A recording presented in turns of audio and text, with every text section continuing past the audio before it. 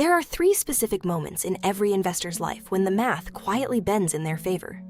Most people never see them coming. Some people cross one or two without realizing what just happened. And a small number of people understand all three and use that understanding to completely change what is possible for their financial future. These are not theories. They are mathematical certainties built into every portfolio. And the first one happens the moment a $100,000 balance is crossed. Stay with this because the third tipping point is the one that almost nobody talks about honestly. And it is the one that determines whether work becomes optional or mandatory for the rest of a life. Meet Marcus. Marcus is 41. He has been investing consistently since 33. 8 years of automated contributions, boring index funds, no market timing. Last year, he logged into his account and noticed something he had never seen before. The amount his portfolio grew in 12 months was larger than the amount he personally contributed. His money had earned more than he put in. He almost scrolled past it. He did not understand what that moment actually meant. This video is about what that moment means and the two that come after it. Most Americans picture wealth building as a straight line. Put money in, watch it grow, repeat. But wealth grows on a curve. And on that curve, there are three specific moments where the math suddenly accelerates. Miss them and the grind feels endless. Understand them and the acceleration starts to feel inevitable.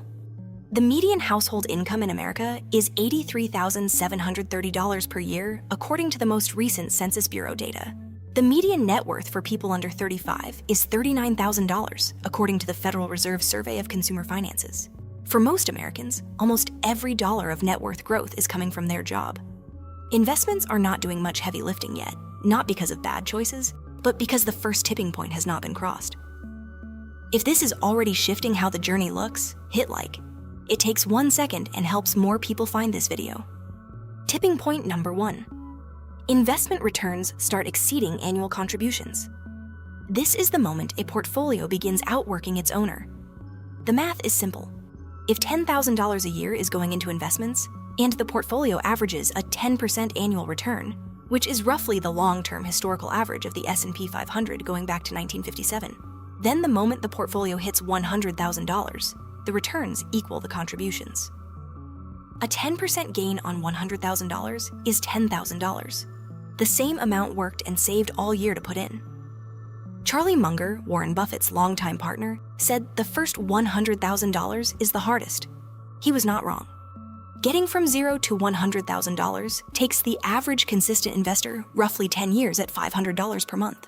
But getting from $100,000 to $200,000 takes roughly 5 years. And from $200,000 to $400,000, a similar amount of time. But here is the key difference. Contributions are doing far less of the work. Compounding is carrying more and more of the weight with every passing year. Here is the trap that stops most people from ever reaching this point.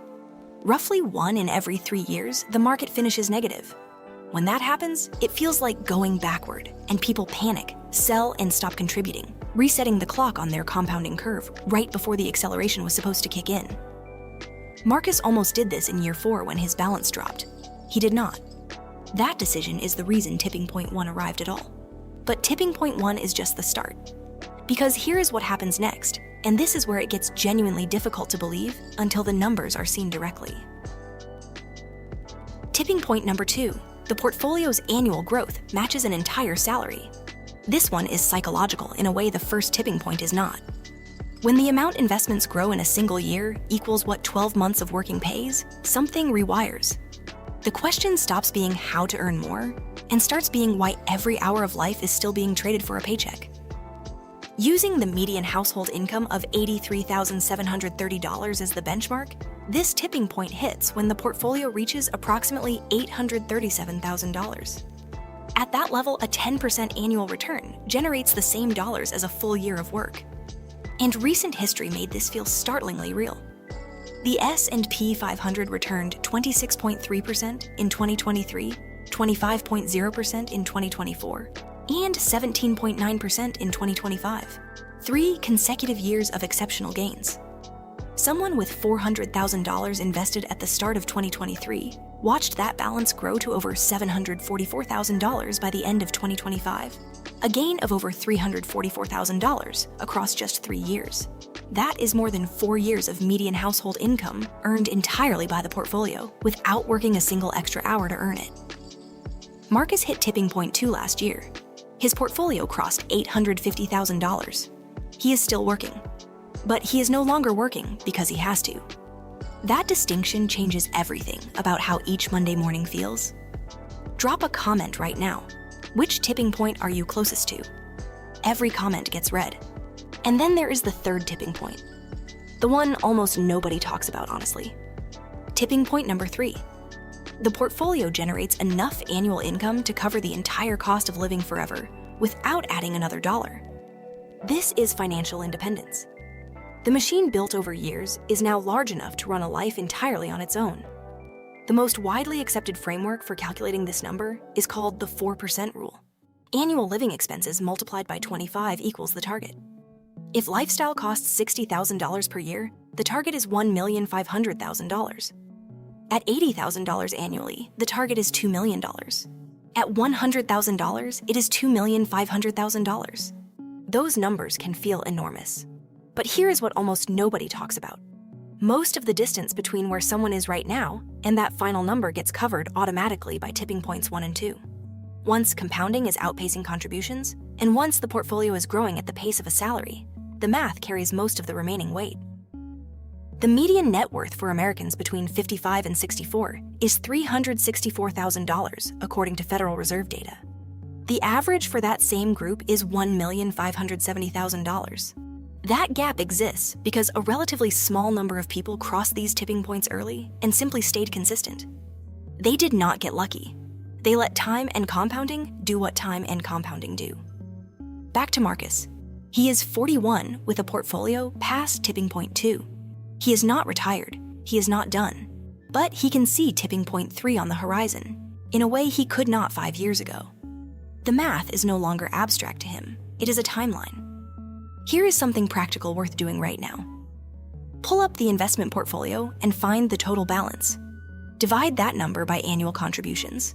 If the result is below 10, tipping point 1 has not been crossed yet. Keep going and do not stop. Between 10 and 25, the acceleration zone is close. Above 25, tipping point 3 may be closer than realized. The 3 tipping points are not motivation, they are mathematics.